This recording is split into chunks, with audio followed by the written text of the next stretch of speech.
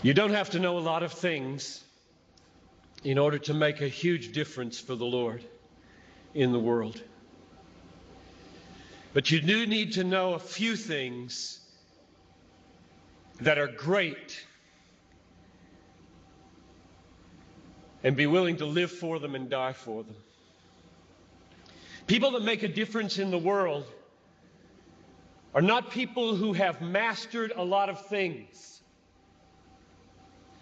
They are people who have been mastered by a very few things that are very, very great.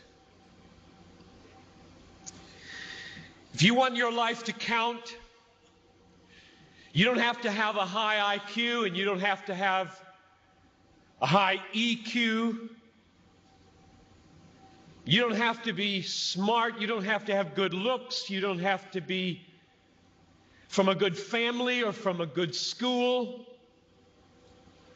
You just have to know a few basic, simple, glorious, majestic, obvious, unchanging, eternal things and be gripped by them and be willing to lay down your life for them, which is why anybody in this crowd can make a worldwide difference, because it isn't you.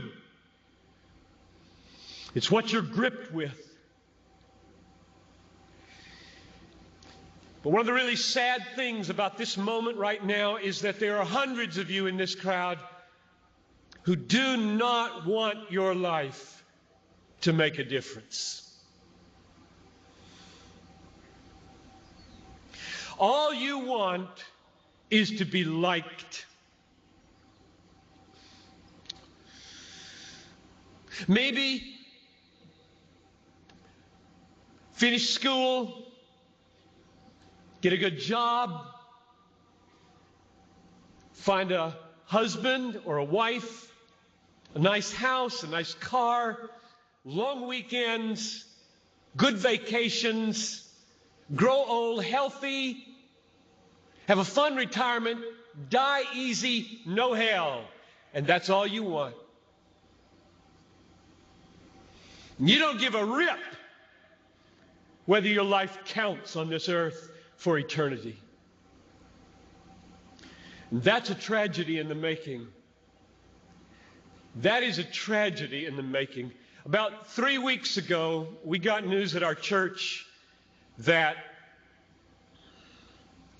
Ruby Eliason and Laura Edwards were killed in Cameroon. Ruby Eliason, over 80, single all her life, a nurse, poured her life out for one thing: to make Jesus Christ known among the sick and the poor in the hardest and most unreached places. Laura Edwards, a medical doctor in the Twin Cities, and then in retirement, partnering up with Ruby, also pushing 80, and going from village to village in Cameroon. And the brakes give way. Over a cliff they go, and they're dead instantly. And I asked my people, is this a tragedy?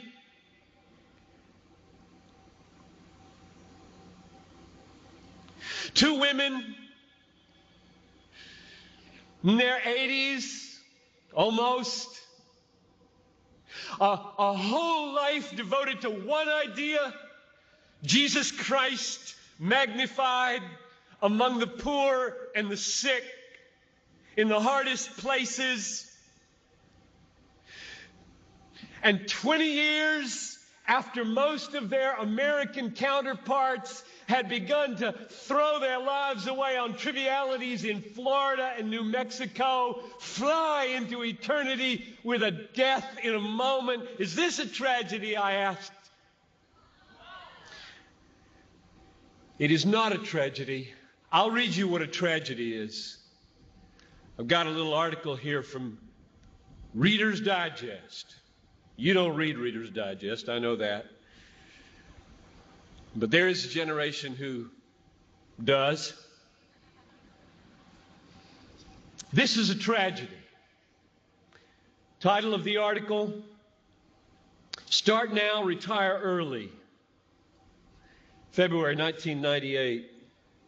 Bob and Penny took early retirement from their jobs in the Northeast 5 years ago when he was 59 and she was 51. Now they live in Punta Gorda, Florida, where they cruise on their 30-foot trawler, play softball, and collect shells. That's a tragedy. That's a tragedy. And there are people in this country that are spending billions of dollars to get you to buy it. And I get 40 minutes to plead with you, don't buy it. With all my heart, I plead with you, don't buy that dream. The American dream. A nice house, a nice car, a nice job, a nice family, a nice retirement, collecting shells. As the last chapter, before you stand before the Creator of the universe to give an account with what you did. Here it is, Lord, my shell collection. Look, Lord, my shell collection.